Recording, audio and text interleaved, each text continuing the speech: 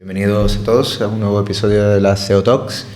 Tenemos el placer de contar con Adrián Heredia, CEO de Build, un corporate venture builder, que ya nos contarás cómo se mezcla el mundo startup con el mundo corporate. Cuéntanos un poco para el que no sepa qué es un corporate venture builder o un venture builder, y luego qué es lo que hace que haya corporate venture builder. Pues, bueno, primero de todo, muchas gracias a todos, gracias por invitarme, encantadísimo de estar aquí. A ver, somos una empresa, yo como os lo cuento a mi abuela, somos una empresa que crea empresas con otras empresas. Un Venture Builder es una empresa que crea nuevos negocios, y nosotros lo hacemos con socios corporativos. Entendiendo corporación, ahora, luego si queréis profundizamos, es algo muy amplio. Una corporación, no os imaginéis solamente una empresa del IBEX, sino una empresa suficientemente grande como para poder tener una serie de cosas que poder aportar a esos negocios que creamos. Muy bien. Tú tienes un background de emprendedor, es decir, has pasado de proyectos propios a tener, Sonar Venture es un Venture Studio, que un Venture Builder. Un Venture Builder, ¿no? Antes no se llamaba Venture Builder o no existía esa definición, pero ¿cómo fue evolucionando ese camino hacia decir, oye, pues quiero crear empresas con otras empresas, pero esas otras empresas tienen que ser corporates? Porque no es lo más intuitivo. Pues fue muy natural y a base de leches, digo yo. O sea, yo estudié empresa, y mientras estudiaba trabajaba en Banesto. Estuve 3 años en Banesto hasta la compra de Santander. Y ahí es cuando conocí al que fue mi socio durante muchos años y mi mentor, Álvaro Cuesta, que había fundado Sonar Ventures. Es decir, yo Sonar Ventures no lo fundé, yo llegué con eso ya lanzado.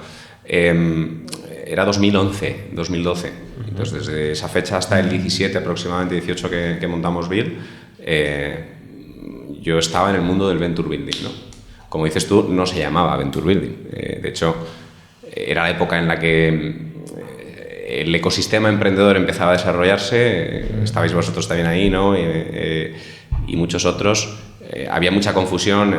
Era muy común. Ya se era conocido el mundo de las incubadoras, era conocido el mundo de las aceleradoras. Nosotros nos queríamos diferenciar de ese concepto oscilando más hacia la creación desde cero, ¿no? Es decir, al final una incubadora o una aceleradora, decíamos, incuba, acelera, mentoriza, empuja proyectos que ya existen, más o menos maduros. Nosotros teníamos en la cabeza desarrollar un modelo donde nosotros ideábamos la oportunidad, nosotros validábamos o testábamos la oportunidad y después incorporábamos al equipo, ¿vale? Es un modelo que cambia en muchas cosas, y los economics también. Es un modelo que quizás oscila menos hacia el volumen, es decir, la diversificación por volumen, digamos, más típica del Venture Capital. Voy a invertir, voy a tener 5% o voy a tener 10% en 100 proyectos, sabiendo que 7 me van a morir, 2 más o menos me van a hacer recuperar, y 1 si eso es el home run, sino que oscila más hacia, oye, tengo menos proyectos cada año, una participación muchísimo más relevante, pero puedo, entre comillas, controlar mucho mejor el riesgo de la operación porque estoy mucho más involucrado en la operación, ¿no?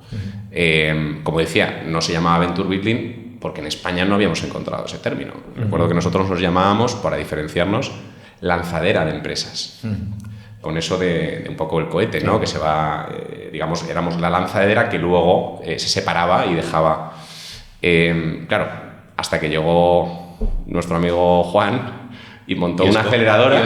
No, montó una aceleradora que se llamaba Lanzadera. Entonces dijimos, ostras, vamos a tener un problema. Yeah. Además, por aquella época llegó también el Festival Sonar, que empezó a hacer cosas de startups, y dijimos, vamos a tener un problema aquí que te cae. No, y ahí es cuando empezamos tuvimos una crisis de identidad, ¿no? ¿Qué somos? El modelo y lo que pasaba dentro lo teníamos muy claro, pero no cómo nos llamamos. Y es donde empezamos a buscar lo que éramos.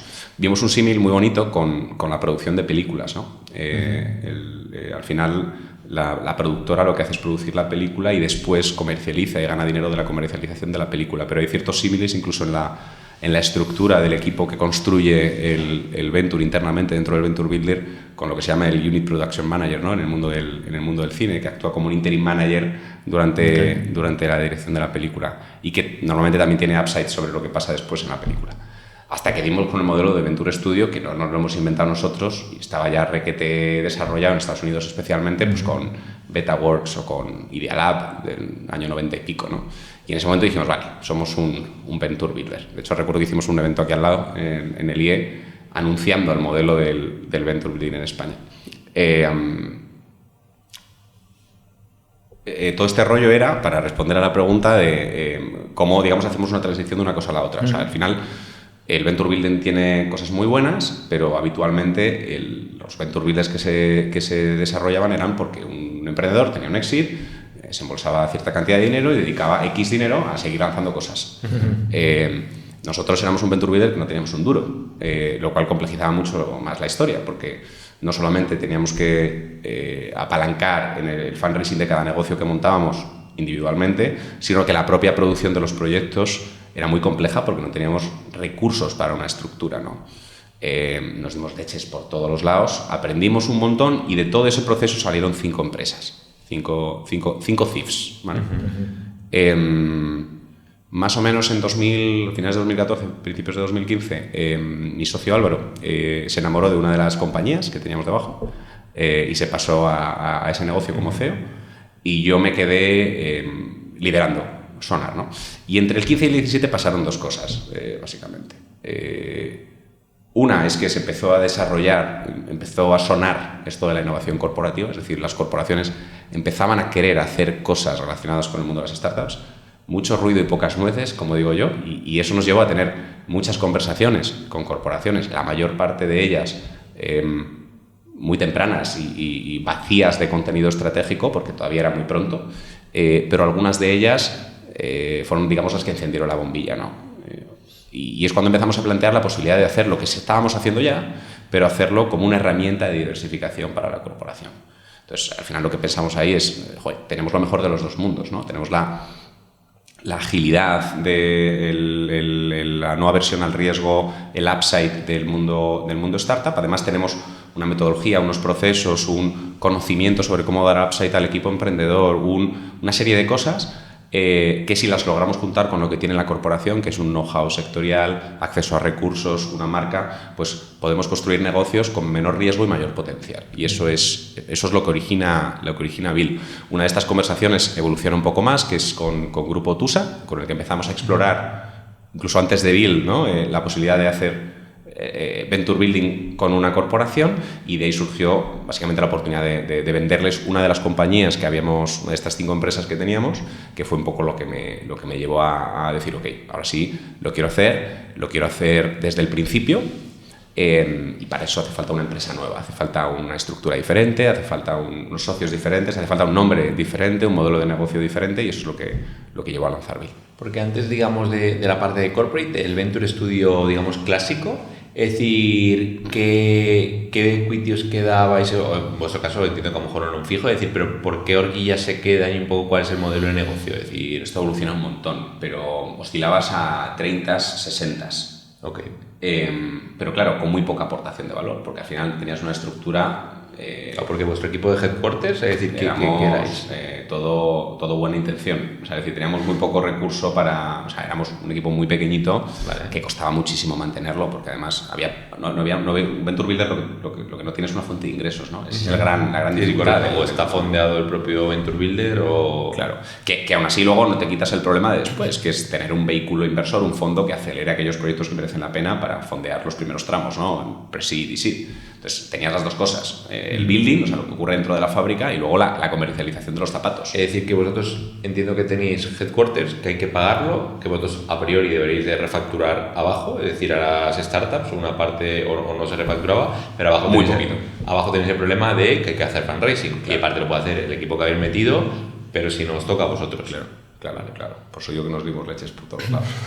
Pero... y a nivel de España dirías que hay proyectos, lo digo porque hemos pasado un poco por las diferentes fases, aceleración, incubación, Venture Studio, sí, Corporate Venture Building. Es decir, de la parte de Venture Studio, ¿hay alguna que tenga un track record que digas han conseguido quedarse en la categoría y demás? ¿O todas han pasado por la categoría y han ido saltando ya sea a fondo, ya sea a corporate? Porque también hubo una temporada que aceleradoras, incubadoras pasaron a corporate también y hacían programas de incubación, aceleración para corporates, etcétera. De hecho, nos dimos cuenta de que nosotros teníamos un nicho con las corporates que ya habían hecho aceleración corporativa, porque acababan más que un indio y teníamos oportunidad. No, a ver, yo creo que ahí, vamos, los sospechosos habituales, Antairo, o sea, no hay nada que decir de Antairo, que creo que todo el mundo sabe que lo ha hecho y lo está haciendo muy bien. Y Núcleo igual, ¿no? Ha hecho cosas muy buenas. Hubo una compañía que a mí me gustó muchísimo que finalmente no salió, no sé si os suena, Nebula. Sí. La gente lo hizo muy bien. Era un negocio muy complicado porque ellos se enfocaban en B2C puro, entonces claro, eso era quemar pasta. Pero nosotros en algún momento nos planteamos, ¿no? Nos verticalizamos, no tanto desde el punto de vista industrial o sectorial, sino desde el punto de vista de modelo de negocio. Vamos a montar solo e-commerces o solo marketplaces, ¿no? Porque al final la gracia de un venture building es que tienes economías de escala. Desde el punto de vista de los procesos, pero también desde el punto de vista de ciertas tecnologías o incluso desde el punto de vista del aprendizaje validado. Al final lo que aprendes en un proyecto, parte la puedes aplicar al otro, ¿no? Okay. Y si eres un corporate y resuenan pues las palabras como el Open Innovation o Main Innovation Lab o te das cuenta que existe el mundo de las startups y entonces te planteas voy a invertir en startup, de todos ese abanico de opciones está el modelo de bueno, hagamos un Corporate Venture Builder o un Corporate Venture Building y de la mano de Build. Un poco ¿cuál sería la propuesta de valor distinta o por qué es lo que deberían tener en cuenta para decantarse por ese modelo versus las otras opciones que pueden tener? ¿O caben todas las opciones? No, o sea, digo muchas veces que lo decimos mucho últimamente, que un botellín de cerveza lo puedes abrir con un martillo, pero quizás no es la herramienta más adecuada. Y desafortunadamente lo que ha pasado mucho, lo que pasa yo creo en ecosistemas más inmaduros es que pues al final se toman decisiones de hacer determinadas cosas por mera inercia o porque lo está haciendo el de al lado. Y eso lo ha sufrido el Open Innovation, creo que eso lo ha sufrido el Corporate Venture Capital, creo que eso lo hemos sufrido el Corporate Venture Builder y creo que eso también lo ha sufrido el mundo del intraemprendimiento. O sea, y yo cada vez más, ahora quizás al principio no porque teníamos que poner logos en la web, ¿no? Pero ahora cada vez más preguntamos el por qué lo estás haciendo, ¿no? O sea, al final pienso que el Corporate Venture Building no compite con el Open Innovation porque son objetivos completamente diferentes. Al igual que no compite con el Corporate Venture Capital porque son objetivos completamente diferentes. Y el tipo de proyectos que se desarrollan ahí o se invierten ahí deberían ser, en un escenario en el cual la cosa está bien pensada, deberían ser absolutamente diferentes. Quizás compites por el dinero. Pero el Open Innovation desde mi perspectiva, ¿no? o el Venture Capital tiene un enfoque estratégico pero alineado al negocio, o bien por adquirir una capacidad tecnológica o bien por desarrollar ofrecer un nuevo producto o un servicio relacionado con el negocio core. Está más pegado a lo que sería el core o lo adyacente al core. En nuestra manera de ver, insisto, y aquí hay Venture Builders que tienen otro approach, ¿no? Pero en nuestra manera de ver el Venture Building, esto es una herramienta de diversificación y generación de nuevos negocios. Y por tanto, el tipo de proyectos, el tipo de territorios, el tipo de áreas de oportunidad son o deberían ser muy diferentes a las que maneja el equipo de Corporate Venture Capital de ese corporate o el equipo de Open Innovation de ese corporate. Es decir, o sea, al final una aseguradora de salud, pues Open Innovation pues, probablemente busque cosas relacionadas con la digitalización de ofrecer la salud de manera digital, tecnologías para poder ser más eficiente a la hora de gestionar el cuadro médico, bla, bla, bla. Todo esto es core business. Tendría sentido hacer un nuevo negocio, a priori no tendría sentido hacer un nuevo negocio para una capacidad interna o algo que está tan relacionado con el core. Y me imagino que esto habrá evolucionado con los años y, bueno, vosotros lleváis ya... 8. Me cuesta decirlo. Pero ¿hay un interlocutor claro, identificado? O ahora sí y antes no, inicialmente tú le hablabas de esto, es decir, ¿con quién se habla? ¿De un Santander Telefónica o Ferrovial o este tipo de grandes compañías? Súper buena pregunta y además está súper relacionado con eso anterior. O sea, yo a veces digo que cometimos un error al principio, no creo que fuera error, que era acercarnos a la innovación. Y digo error No porque sea un error, de hecho, normalmente también hablamos con innovación y muchas organizaciones es innovación nuestro interlocutor. Pero generalmente el de innovación no tiene en su agenda la diversificación. Y por tanto, lo que le ofreces es un marrón. Es decir, es un marrón, porque es mucho más coger esto con pinzas, ¿no?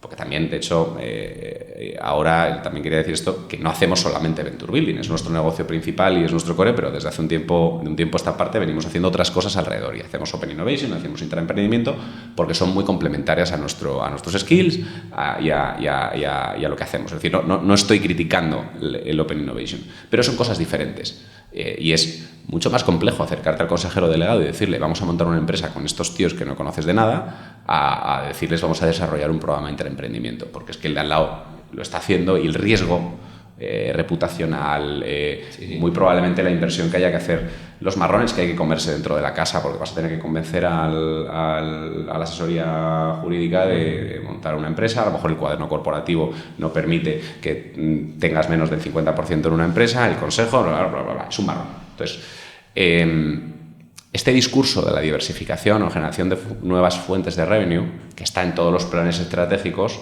nadie lo baja o no se suele bajar al área de innovación. Si eso, el que lo tiene en la cabeza es el de estrategia. La gente de estrategia, desarrollo corporativo, demás, sí que tiene más en su día a día el crecimiento, generalmente desde un punto de vista inorgánico. Pero el discurso fluye habitualmente más desde esa perspectiva estratégica con el área de estrategia o desarrollo corporativo. Luego acabas en el día a día muy probablemente desarrollando esos proyectos con innovación, porque es quien tiene acceso a las necesidades del negocio, el que te va a conectar con los activos clave de qué puede aportar ese socio, pero depende un montón. Otra cosa de la que nos hemos dado cuenta es que el que tiene realmente el incentivo y demás es el dueño.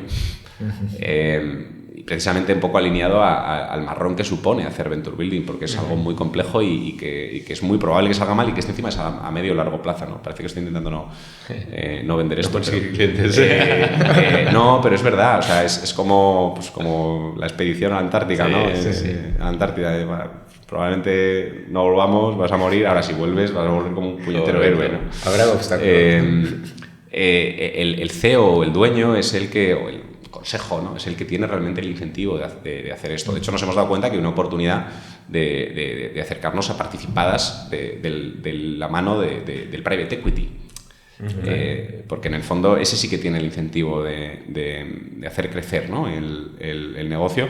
Habitualmente la herramienta es una optimización de la operación y un crecimiento inorgánico, pero en determinados casos el Venture Building puede ser una buena herramienta para hacer más grande el negocio desde la perspectiva de la diversificación y obviamente también cambiar el storytelling de lo que es el negocio, ¿no? Y en vuestro caso, ¿cómo funciona? Hemos comentado antes la parte del Venture Builder clásico, el Corporate Venture Builder, es decir, ¿cómo lo estáis operando? Es decir, vosotros entráis en el equity, es decir, entiendo que el Corporate tiene que montar un spin-off o tiene que montar una, digamos, SL separada, ¿vosotros la participáis o la opera 100% el Corporate y vosotros únicamente acompañáis desde fuera con consultoría?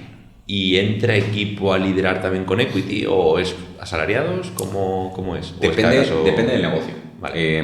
Depende de cada negocio. Lo que es común en todos es que asumimos riesgo siempre, ¿vale? Y tenemos un upside siempre. Ese upside a veces se traduce en equity y otras veces no. Depende un poco del negocio. Entonces, para nosotros hay un proceso de Venture Building que vivimos como en 3 fases, ¿no? Una primera en la que encontramos la oportunidad, una segunda en la que validamos ese negocio, todo esto antes de crear una empresa o tomar la decisión de montar ese negocio, y una tercera donde ya montamos el negocio. La primera nos llevamos aproximadamente unos 3 meses. Ahí normalmente empezamos con un territorio, con un área de oportunidad. Quiero diversificar. La primera, perdón, ya existe el corporate. Depende. Ahora vamos. La primera normalmente empieza con un territorio. Hemos identificado que la menopausia es un área de oportunidad interesante para una aseguradora de salud o para nosotros. Ahora voy a eso. Okay. Entonces, dedicamos 3 meses a investigar ese territorio. Terminamos identificando con toda una metodología y un proceso. Somos muy muy fundamentalistas con el proceso, ¿no? De hecho, muchas veces nos viene una corporación con una idea y nos cuesta mucho decir, nos gusta hacer esa fase porque en el fondo entendemos que nos enfocamos muchísimo en el entendimiento del problema, ¿vale? A veces llegamos a la misma solución que nos han planteado al principio y a veces no, ¿vale? Por lo mismo de que el botellín se puede abrir con un abridor o con un martillo, ¿no? Entonces, bueno, en esa primera fase terminamos identificando 3, 4, 5 posibles negocios que montar en ese territorio. Ahí es cuando normalmente nos han enseñado que vamos al notario, hacemos una SL, fichamos un CEO, levantamos capital. Nosotros no hacemos eso, nosotros validamos el negocio. Es decir, del concepto que hemos identificado, escogemos 1 o 2 o 3 y nos tiramos unos 4, 5, 6 meses haciendo lo que normalmente un equipo emprendedor hace en su primer año, año y medio de vida, que es dar vueltas como un loco, intentando responder a preguntas como ¿quién es mi cliente? ¿Cuánto me cuesta captarlo? ¿Por qué canal le llego? ¿Qué le voy a entregar? ¿Cuál es la funcionalidad clave del producto? Bla, bla, bla. Pero bueno, tipo estudio encuestas, pero no con una... No, y lo hacemos. ¿Sí? Claro, sí. ¿Desde Build o en el Desde corporate? Build. Vale. O sea, lo incubáis vosotros. Lo opera Build, exacto. Vale. Nosotros al final tenemos un equipo de builders, que es la clave de todo. Son un mix entre gente que viene de consultoría y que asalvajamos un poco, y gente que viene del mundo startupero salvajes y que ordenamos un poco. Pero son gente que sabe de negocio, gente que sabe de producto y gente que sabe de marketing. Y evidentemente no sabemos de todo. Normalmente cuando necesitamos un know-how industrial o sectorial, la gracia es que lo aporta el socio corporativo, y cuando necesitamos un skill determinado, porque necesitamos un ingeniero que sea experto en almacenamiento de energía en baterías, pues lo fichamos como alguien que se incorpora al equipo de Build mientras dura ese proyecto y que luego da el salto al equipo del negocio. Entonces, durante esa fase de validación lo hacemos de manera concentrada en 4 o 5 meses, no porque seamos más listos que un equipo emprendedor, sino porque lo hemos hecho un mogollón de veces, y es lo que hablaba antes un poco del proceso, ¿no? Entonces, ahí poco a poco vamos haciendo diferentes experimentos que nos van permitiendo ir dando forma. Entonces, a lo mejor al principio empezamos haciendo una encuesta, luego eso se convierte en una landing cutre con una marca tonta que hacemos en una tarde y con 1.000 euros invertidos en Google AdWords, y luego se evoluciona al producto funcional y terminamos muchas veces teniendo los primeros clientes y los primeros euros facturados. No con el objetivo de facturar o el famoso MVP, nosotros esa palabra la odiamos. De ir con algo de... Sino con el objetivo, claro, con el objetivo de aprender. Porque ahí es cuando hacemos el business plan y tomamos la decisión de si montamos la compañía o no y de qué manera, ¿vale? Hay negocios donde todo esto partiendo de la base de que empezamos, es un poco tu pregunta, con la corporación. El modelo inicialmente surge así y así lo seguimos haciendo. Entonces ahí el deal con la corporación es, nosotros valoramos nuestro trabajo, una parte la facturamos y la otra parte la arriesgamos. En equity. Sí, o lo que sea. Entonces, al final de ese proceso, imaginad que esto empieza con la corporación, pueden pasar 3 cosas. Puede pasar que vayamos a montar ese negocio en la forma en que sea y convertiremos ese riesgo en upside. Si es una SL, es equity, y si es una unidad de negocio de Caser, pues será un modelo de negocio de revenue share o access fee o similar. Ahora, si queréis, profundizamos en eso. 2, que ese proyecto no haya llegado hasta ahí porque haya muerto durante el camino, que es para lo que hacemos una fase de validación, en cuyo caso ambos hemos perdido lo que hayamos puesto. O 3, que llegado ese caso, que llegado ese momento, la corporación decida quedarse con el negocio porque quiere montarlo internamente y no quiere compartir con nosotros nada. Entonces, tiene la oportunidad de hacerlo. Ahí tenemos preacordado que nos devuelve nuestro riesgo y un poquito más, tenemos un pequeño múltiplo y ahí tendríamos un exit en un periodo de tiempo muy corto. O sea, al final, la gracia del Corporate Venture Building no es desde nuestra forma de verlo, es la estrategia de desinversión. Hay en mi opinión, Venture Builders que confunden al mercado queriendo quedarse hasta el final, ¿no? Y el Venture Building no necesita quedarse hasta el final, porque no hace falta quedarse hasta el final para tener un múltiplo atractivo, porque la gracia del Venture Building es que la valoración de entrada es 0. Entonces, el múltiplo, por pequeño que sea, es interesante. Iba a comentar que, por lo tanto, de lo que has descrito, se han dado los casos o se pueden dar los casos que tengáis un exit, entre comillas, de un proyecto que ni siquiera en vuestro paraguas ha nacido. Exacto. Como tal. Ha nacido con un NIF. No ha llegado a ser una SL o un negocio. Exacto. Y es parte del negocio también. O sea, yo siempre lo digo, cualquier VC, tener un 2,5x en 9 meses, yo lo firmaba. Te queda un poco la espinita, ¿no? De que es tú, de que lo has construido tú, lo has... Pero igualmente la venta posiblemente en todos los escenarios acabe en el mismo corporate, ¿no? Porque puede que no sea así, evidentemente, teóricamente, pero evidentemente si Telefónica ha lanzado un proyecto con vosotros y vosotros tenéis un porcentaje, que Telefónica salga a hacer fundraising sería relativamente raro. Pues mira, has puesto el ejemplo. No, que puede pasar, pero es raro porque los inversores dirán, coño, pues más dinero que tienes tú no tiene nadie, ponlo tú. Depende. De hecho, en el caso que has puesto es justo al revés. A ver, al final, cada proyecto es de su padre y de su madre y no es blanco o negro.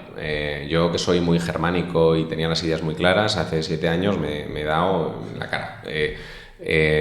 Hay una cantidad de grises que dependen del negocio, dependen del momento de mercado, dependen de la corporación y depende de la persona de la corporación con la que estés hablando. Porque el mismo negocio yo lo puedo ver como esta SL, esto tiene que funcionar como una SL independiente por X o por Y, y el CEO de no sé qué empresa lo ve de otra manera, pues, y muchas veces es un tema puramente emocional.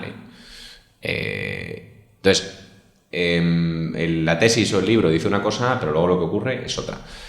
Si tuviéramos que clusterizar o decir A o B, tienes lo que nosotros llamamos spin-in, es decir, oye, ya nace dentro, ¿vale? En cuyo caso yo me tengo que asegurar de que el upside evidentemente viene del lado del corporate, porque si no estoy jorobado, o spin-out, es decir, que sale fuera. Y dentro de esas hay 2 tipos. Las que nacen por fuera con el objetivo de crecer por fuera, entonces la corporación tiene una posición no mayoritaria, sin frenar digamos, nace por fuera y necesita desarrollarse con el mundo exterior, o sea, necesita relacionarse con el mundo exterior, porque no pretende, o a priori, no pretende volver a la estructura de la corporación, o las que nacen por fuera con otra serie de socios o no, pero donde sabemos, está claro, que la intención es que vuelvan, ¿vale? En cuyo caso nos tenemos que asegurar que más o menos. Entonces, las que salen fuera y necesitan relacionarse con el mundo exterior, tenemos que asegurarnos de que las reglas del juego sean atractivas para el mundo exterior. Claro. Y eso implica el cap table, eso implica la posición del corporate. Evidentemente, si sales con una compañía en la que Telefónica tiene el 80%, el pacto de socios impide vender a otra telco que no sea Telefónica y encima Telefónica no pone pasta, pues te va a decir el VC de turno, y encima tienes al Venture Builder que también tiene parte del cap table, te va a decir el VC pues que te ponga la pasta Telefónica, como es normal. Entonces, es muy difícil. Entonces, en ese escenario, describe cómo se configura idealmente en esas horquillas, cómo se reparte ese pastel. Nace el proyecto, nace una startup independiente y más o menos el cap table se distribuye inicialmente. Imagina un supuesto en el cual pues, hemos ido a medias el corporate y nosotros. En el momento de constitución tenemos un 50% cada uno. Ese 50% obviamente al día siguiente va a cambiar porque hay que financiar ese plan de negocio y hay que incorporar un equipo emprendedor, ¿vale?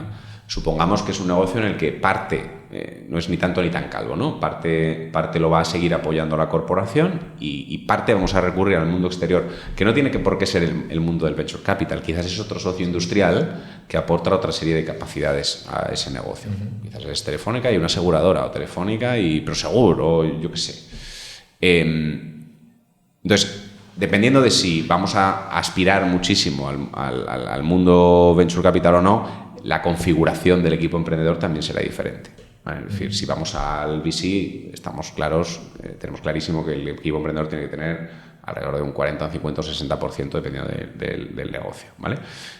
También intentamos evangelizar mucho a ese respecto porque el Venture Builder es el promotor del proyecto y siempre y cuando no nos agarremos a ese cap table como otros hacen, y seamos un stopper a la hora de esa startup para seguir levantando financiación, se debería ver al Venture Builder como parte del equity del equipo emprendedor, ¿vale? Nosotros en esa primera fase de lanzamiento somos el equipo, somos el C, lo que sea, o del proyecto. Es decir, si hay un CEO somos el CTO, si hay un CTO somos el CEO, si hay un...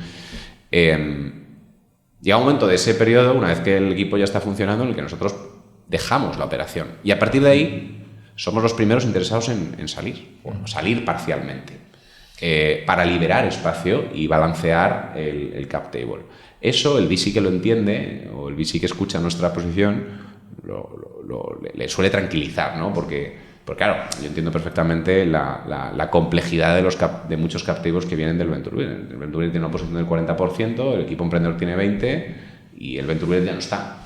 Sí. Entonces, o sea, claro, aquí lo que hemos visto nosotros es, o el Venture Builder, no quizás la parte más corporate, pero tiene una capacidad de funding asombrosa, claro. O si no, ahí a veces se les hace bola pues conseguir fondear bien los proyectos. Y porque en España, al menos, o es, bueno, nosotros lo vemos en la parte que nos toca, pero sí que no hay como mucha cultura de corporate de comprar empresas. No sé si eso está cambiando o no, pero igual que tú ves Estados Unidos y bueno, pues llegan las grandes compras, tal cual, en España no sé si hay compras relevantes de, alguna habrá, es decir, pero de corporates, de proyectos más tech y demás. No sé, o si está cambiando o están empezando los pinitos, eso, pues con las pequeñitas y tal. Bueno, es parte de la diversificación que comentabas. Es decir, o lo puedes montar desde cero o podrías comprar y desarrollar Pero digamos, pyme o empresa española, hay pocas noticias que salgan. Sí, esta tal ha comprado esta startup por 25 millones. Las cifras normalmente son en las franjas muy bajitas. Esto es una opinión personal, bueno, como todo. Creo que hay dos cosas ahí. Primero, la configuración del tejido empresarial en España, que es mucho más peso a la pyme que a la corporación, o lo que tenemos por corporación, entonces esto es un tema de tamaño puramente. Y segundo, el nivel de madurez, en el sentido, yo creo que sí que hay adquisiciones, pero son quizás más de crecimiento inorgánico de cosas muy relacionadas, ¿no? Si me dedico a vender coches, pues compro un concesionario de coches. Otra aseguradora. Exacto. Una administradora de fincas, otra administradora de fincas. Quizás por madurez, por tamaño, por el tipo de tamaño de empresas que nos podemos encontrar, a lo mejor, como dices tú, en Estados Unidos, se hacen otro tipo de adquisiciones más estratégicas, son más relacionadas con por eso escuchamos más, yo creo, ese tipo de cosas. Cuando hablas de corporate, y lo habías comentado antes, es decir, ¿qué entendemos de corporate? La que quiere trabajar Build. A ver, de hecho internamente hemos discutido mucho qué es un corporate venture, ¿no? Es decir, qué es un proceso de corporate venture building y cuándo la figura del corporate tiene sentido o no. Para nosotros nos metemos en todo este embolado con corporates por una cosa, y es que entendemos que el corporate es muy lento, es un coñazo muchas veces el proceso, todo lo que todos sabemos, pero sabe mucho de su industria y tiene una serie de activos que entendemos que bien articulados, que esto es la clave, ¿no? Y puestos a disposición de los negocios que montamos, reducen mogollón el riesgo y aumentan mogollón el potencial. Y esa es la clave, o sea, hacen crear empresas con esteroides, bien ejecutadas, que no es fácil. Nosotros tres podemos tener una idea estupenda y podemos ser muy currantes y ponerle todo nuestro empeño, pero si mañana hacemos lo mismo con la base de datos de clientes de quien sea, pues es más probable que nos salga mejor. Y no tiene nada que ver ni con nuestra capacidad, ni con la idea de negocio. Ese es el motivo por el cual existe Build. Entonces, para nosotros un corporate es una empresa suficientemente grande como para tener esos activos. Te puede pasar con una empresa del IBEX que tiene un negocio de 30.000 millones y pasa también con empresas de 600 millones. De hecho, una de las empresas más activas en lanzamiento de nuevos negocios es Pascual, y Pascual no es una empresa que está en el IBEX, tiene un tamaño controlado. Depende muchísimo de la ambición y sobre todo, y generalmente muchas veces, pues ahí tienes más facilidad de llegar a la propiedad que en sí misma suele tener este incentivo, estas ganas de diversificar. O sea, al final, lo que hacemos nosotros no es, porque le ponemos nombrecitos en inglés, pero en el fondo es lo que las empresas han estado haciendo de manera natural durante muchos años. A alguien en un banco un día se le ocurrió decir, ¿por qué no vendo seguros? Pues ¿qué hago? Hacemos eso. O al de Pepsi en su momento se le ocurrió vender patatas también, aprovechando los bares y los camiones. Hacemos eso. Generalmente tienen un componente tecnológico las cosas que montamos, pero no todas. Entonces, una empresa lo suficientemente grande como para poder aportar esos activos. De hecho, desde hace un tiempo, desde hace un añito y pico, ya empezamos sin la corporación. Hemos creado entre varios inversores un pequeño vehículo para invertir nosotros en nuestros mismos proyectos, esas 2 fases iniciales que os decía, y luego buscar al socio corporativo. Y precisamente toda esta crisis de identidad, de preguntarnos qué es un corporate venture, viene porque nos hemos dado cuenta que hay muchos casos que somos capaces de adquirir esos activos sin necesidad de que el corporate entre en el equity. Y si yo logro acceder a esos activos en unas condiciones preferentes con respecto a una startup de la calle, el dinero está por ahí, en otro lado. Entonces volvéis al modelo Venture. Yo lo sigo considerando, en mi forma de verlo, lo sigo, bueno, quizás me estoy intentando autoengañar, yo lo sigo viendo corporate venture building, por esto, porque siempre y cuando logre apalancarme sobre un activo que me genere una ventaja competitiva. Y yo ese activo puedo lograrlo con una relación de equity o con un papel. Ese activo lo debo tener, para mi forma de verlo, para nuestra forma de verlo, en unas condiciones preferentes con respecto al mercado. O decir, porque si está abierto al público... Claro, pero de la misma manera que si el corporate me invierte y me cuesta lo mismo un cliente de su base de datos que lo que me cuesta en Google AdWords, ¿de qué me sirve que me invierta? De hecho, ese dinero es más caro probablemente si me viene del corporate que si me viene del VC. Sí, te pasará una factura quizá adelante, a lo mejor tenerlo en el cap table. Claro. ¿Y vosotros cómo vais a...? Es decir, ¿cómo es vuestra captación de un corporate? ¿Vais y le picáis a la puerta? ¿O tiene un proceso especial? ¿Cómo es la maduración de esto? Porque entiendo que no es sencillo.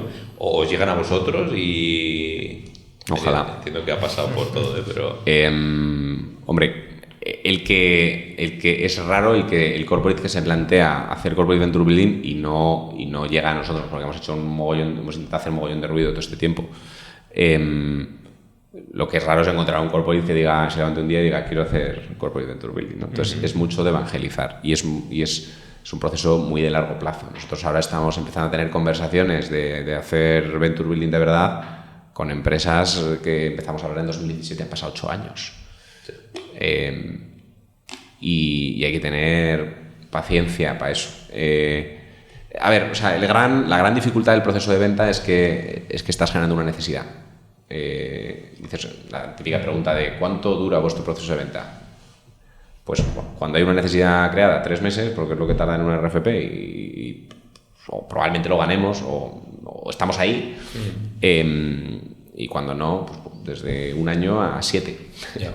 Entonces es muy de entender la situación de la compañía, entender que estás hablando con la persona adecuada y sobre todo también querer ayudar a hacer esa reflexión.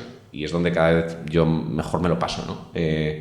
Además, es que particularmente me lo paso muy bien, ¿no? En esos ciclos estratégicos donde se está redefiniendo, ¿no? Yo voy gratis ahí porque es que me divierte mucho, ¿no? Responder a la pregunta de, oye, quiero hacer intraemprendimiento, ¿pero por qué? Quiero hacer venture building, ¿pero por qué? ¿De qué manera? ¿Cuántas? ¿En qué territorios? Entonces... ¿Y tenéis equipo de ventas? Porque entiendo que... Sí. Vale, pero es una venta difícil también, es decir, que no es...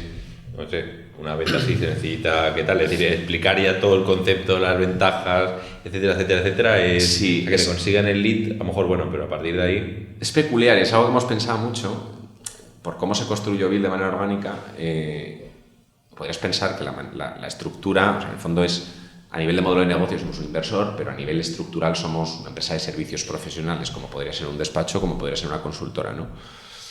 Donde lo habitual es que los modelos de venta son los socios son los que venden, ¿no? En Build no, en Build hay un área de growth. Evidentemente yo estoy muy involucrado en la venta, evidentemente Javier, que es socio también, y está muy involucrado en la venta, y evidentemente los socios que están en la operación están involucrados en la venta. Pero hay un área de growth, hay una persona que hace outbound, hay una persona que hace SDR, hay una persona que hace sales operations, es decir, tenemos un poco un híbrido. Y luego, también es cierto que dentro de Building, el equipo que lidera los proyectos, hay una figura de los managers, digamos que tienen, digamos que dentro del equipo de Building hay diferentes niveles y la figura máxima es lo que nosotros llamamos el Building Manager, ¿no? Que coordina varios proyectos y ya gestiona los diferentes equipos. Y ese equipo sí que tiene una capacidad enfocada en venta, en business development, porque es quien normalmente actúa como el interlocutor con el otro lado. Vale. Sí. Y a nivel de números claves, es decir, en estos 8 años, ¿cuántos proyectos se han generado, existido según las métricas que quieras decir? Es decir, si es una sociedad nueva o que ha nacido como tal, como unidad de negocio, o que se le haya quedado el corporate, más o menos. Hemos hecho, es que los tenemos por números, que nosotros hayamos llamado proyecto,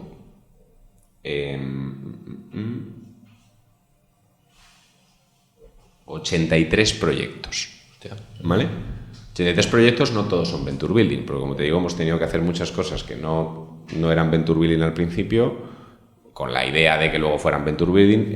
Desde hace unos años venimos haciendo también proyectos de estrategia, proyectos de intraemprendimiento o demás. Desde lo que importa y lo que nos importa más a nosotros, que es el Venture Building, hay dos grandes momentos. Lo que pasa entre el 17 y el 22 y lo que pasa después del 22. Del 17 al 22 fue lentísimo, porque era un mercado absolutamente nuevo, una categoría nueva, el nivel de madurez no es que ahora esté para tirar cohetes, pero en su momento era muy difícil, y nosotros también no teníamos un histórico. Yo tenía 27 años, además. Entonces, de entre el 17 y el 22 hicimos mucho de proyectos que arrancan, donde no tenemos la capacidad de llegar al que toma realmente la decisión. Entonces, logramos enamorar al motivado de innovación que sí que quería hacerlo y quería pegarse con nosotros en ese camino. Pero claro, terminaba todo el proyecto y llegaba el momento de ahora tenemos que ir al notario, y para ir al notario hay que hablar con el CEO, y a lo mejor el CEO no tenía ni idea de que... Entonces, claro, muchos proyectos se quedaban ahí, y se nos quedaba entonces muchos proyectos terminaron ahí. Entonces, el resultado en CIFS muy bajo. Del 22 hasta ahora cambia un poco la película, porque pasan varias cosas. Primero, que nosotros ya tenemos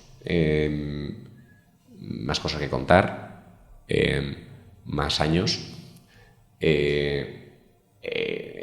no a lo bestia, pero el mercado empieza a estar más maduro. Muchos ya han pasado por la fase de aceleradora corporativa o incubadora o tal, y nosotros evidentemente perfilamos mucho más el discurso, ¿no? Metemos mucha más seniority al equipo, y además empezamos a lanzar nuestros primeros proyectos. Entonces eso cambia la película. Pues habéis una idea, entre el 17 y el 22 lanzamos dos compañías, y del 22 a esta parte estamos construyendo, y algunos son CIFs y otros serán 12.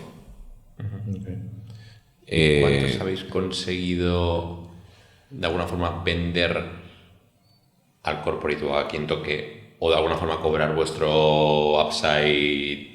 Tres. Okay. 3. 2 que han sido un spin-in, es decir, que no han llegado a ser una sociedad y tal. Y una donde el éxito es un exit parcial al mundo inversor. Vale. Ok. Sí, que es parte de la estrategia de esa inversión, un poco lo que preguntabas antes. ¿Y esto vosotros? Claro, entiendo que vosotros tenéis estructura, tenéis headquarters. ¿Eso cómo lo pagáis? Porque en parte es servicios. Pero claro, no sé si hay un decalaje entre, claro, todo el equipo, ventas, tal cual, hasta que cobras, y puedes cobrar una parte, pero la otra, el pez gordo, viene al final y no siempre. Es decir, vosotros os autofinanciáis, recurrís a ser miserables. A ver, en un modelo, nuestra forma de Bill nace así, ¿no? Y nace con esa vocación, y por eso creo que es muy difícil que una consultora se transforme en un venture builder, porque es pasar hambre. No sé. Nosotros nacemos con la vocación de pasar hambre y nos intentamos construir como tal.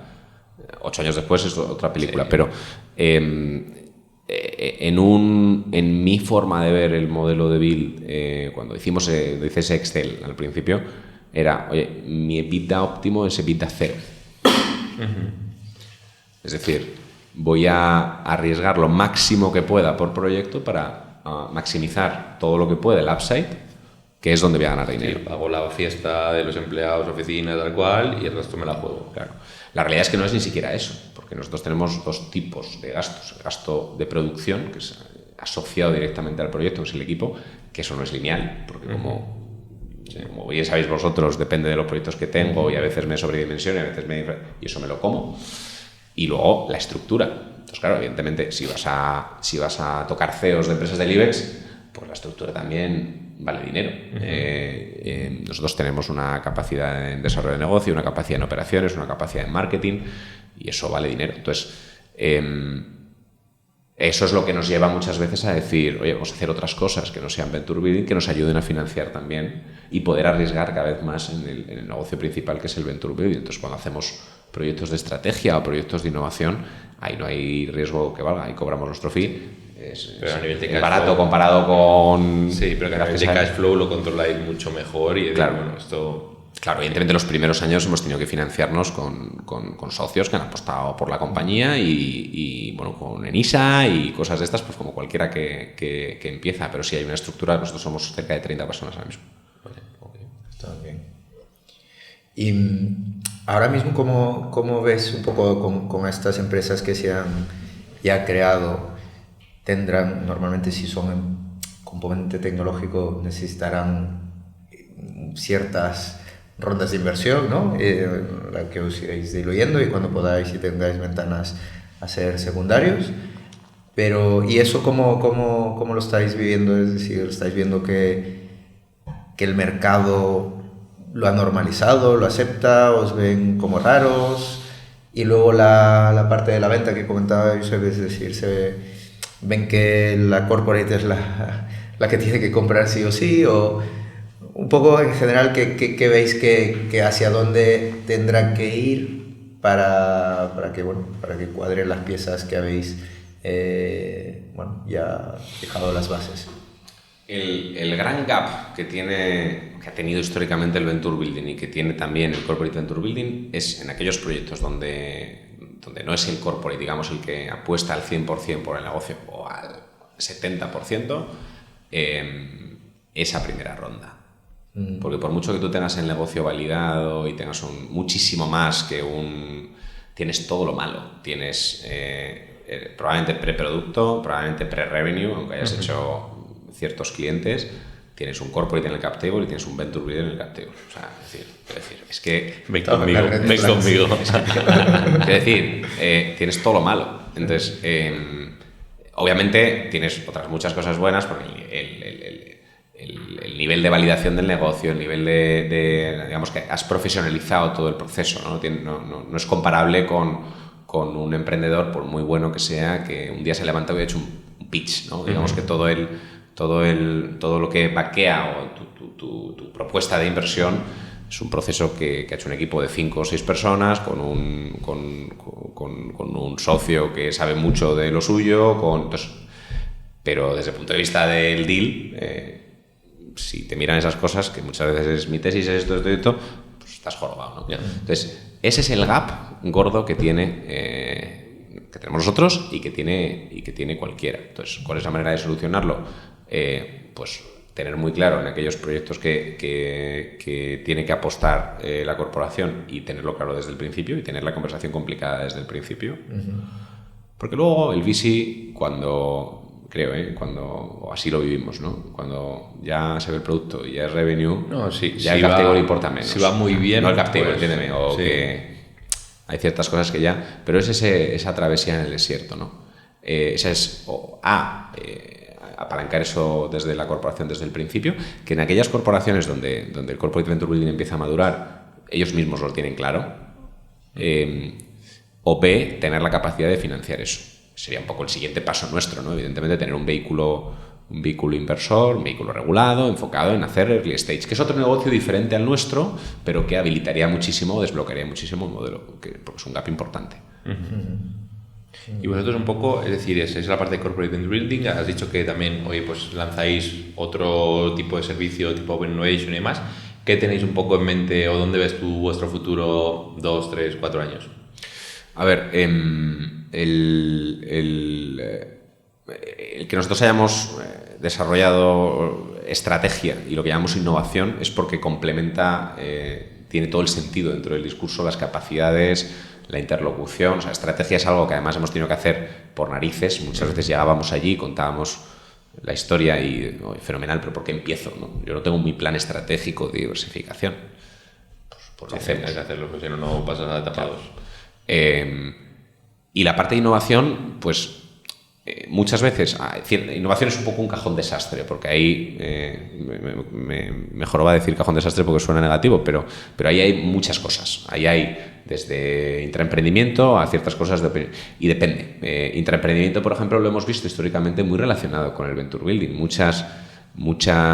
La originación de muchos posibles negocios muchas veces vienen de programas de intraemprendimiento, ¿no? Igual, tu intraemprendimiento lo puedes hacer para encontrar soluciones a retos internos o lo puedes hacer para algo un poquito más alejado del core. Si es lo segundo, alimenta mucho mi modelo principal, que es el venture building. La innovación abierta, al final son capacidades, ¿no? Esa misma metodología por la cual nosotros validamos nuestros propios negocios es aplicable a una POC. Es decir, lo que nos encontramos muchas veces es que hay proveedores de Open Innovation que son muy buenos haciendo scouting. Yo no voy a desarrollar un equipo de 20 personas o para hacer scouting, porque para eso hay mucha gente que se dedica a hacer eso. Pero luego eso tiene que suceder, ¿no? No solamente identificar la startup o ayudar a negociar con el área de compras, sino definir una serie de hipótesis que hay que validar, definir unos KPIs de éxito, plantear luego un plan de rollout para que no se quede en un piloto de 3 meses que ha sido más ruido que otra cosa. Y ahí tenemos una ventaja diferencial porque hablamos los 2 idiomas, porque conocemos a la corporación, porque tal. Entonces, en cuanto a ¿dónde está el siguiente paso? Pues está muy relacionado con lo que hablamos antes, yo creo, con la parte de inversión. Es decir, por 2 motivos. Primero, porque el venture building, cuando madura o evoluciona más hacia el modelo de corporate venture building studio. Es decir, no monto un negocio de manera oportunística, porque además el siguiente igual viene dentro de 5 años. Tú imagínate esto desde la perspectiva de un corporate, ¿no? Me creo Adrián, vamos a lanzar un negocio en menopausia. Ese negocio tarda 9 meses, en el mejor de los casos, en tener cara a ojos y ser una SL. Ahí ya me fío de Adrián como para montar el segundo. Todavía está todo por hacer. Claro. ¿Cuándo me fío de Adrián para montar el segundo? Cuando ese negocio tiene 7 años y ya me reporta no sé cuánto a la top line. Cuando ese negocio se ha vendido. Entonces, eso para nosotros es una muerte a pellizcos, ¿no? Y que además el éxito o fracaso de un negocio no necesariamente determina el éxito o fracaso del modelo muchas veces, ¿no? Entonces, los corporates que, digamos, más maduros vemos en otros mercados alrededor del corporate venture building tienen una tesis de diversificación y un framework por el cual sistemáticamente, bajo unas reglas, una estructura, un equipo, se lanzan negocios. Eso es donde nosotros vemos el futuro de nuestro business as usual, ¿no? Empezamos con la corporación desde el principio, apostando por aquellas oportunidades más maduras. Y eso está muy relacionado, creo, o en nuestra cabeza empieza a estar muy relacionado con la estrategia de Corporate Venture Capital, que pensamos que tiene oportunidad de mejorar o evolucionar. Y por ahí creo que estará como el siguiente melón que abramos. Muy bien. Y bueno, para ir un poco terminando, un par de preguntas a nivel de todos estos conceptos que has comentado y de los que has tratado en la entrevista. ¿Qué recomendarías de recursos, contenido, libros, podcasts o lo que sea que estén vinculados con este sector? Es decir, ¿qué es lo que sigues tú un poco para ver esta tendencia? Si os puedes recomendar algo. Nosotros hablamos un montón. Pues en casa de herrero cuchillo de palo, la verdad, porque cada vez vemos menos. Pero hay una persona, se llama Max Po, que es un tío que lleva 2 años investigando muchísimo el modelo Venture Studios. Ha hecho research y reportes de enorme calidad. y ha montado lo que llama el Venture Studio Family, ¿no? No habla solamente de Corporate Venture Building, sino también habla de Venture Building, pero el contenido que generan bajo este paraguas tiene muchísimo valor. ¿Pero es una página web o es un podcast o es...? Bueno, tiene muchísimos canales. Tiene varios. Tiene una web, tiene un Medium, es súper activo en LinkedIn, organiza muchos saraos online, otros presenciales. Si a alguien le interesa el mundo startup, bien sea el mundo Venture Builder, bien sea desde el punto de vista friki de los... Al final, los research que hacen lo hacen muy estadísticamente bien montados y tal. Bien sea eso o bien sea un poco más superficial, es un contenido que recomiendo, la verdad. Muy bien, lo miraremos. ¿También tenéis un podcast vosotros? Sí, tenemos... ahora no sé cuándo vamos a publicar esto, empezaremos a publicarlo a partir de septiembre. Muy bien. Mira, esta es la primicia de la que hablábamos antes. Sí. Y nada, una última pregunta, es decir, ¿a quién nos recomendarías entrevistar un poco de este sector que tuviéramos aquí en el podcast? Ostras, me va a matar porque le voy a traer a mi podcast y le está costando mogollón, porque está muy ocupado, pero... Un tío que no se queda callado y que habla además muy bien y sabe mucho es Mateo Carenzo. Sí, lo conocemos. Que lo conocéis, supongo, ¿no? Os recomiendo Ahora con el libro está entretenido. Ahora con el libro está entretenido. Sí. Muy bien, ya lo tendremos en la lista. Muy bien. Adrián, muchas gracias por tu tiempo. Muchas gracias. Gracias a vosotros.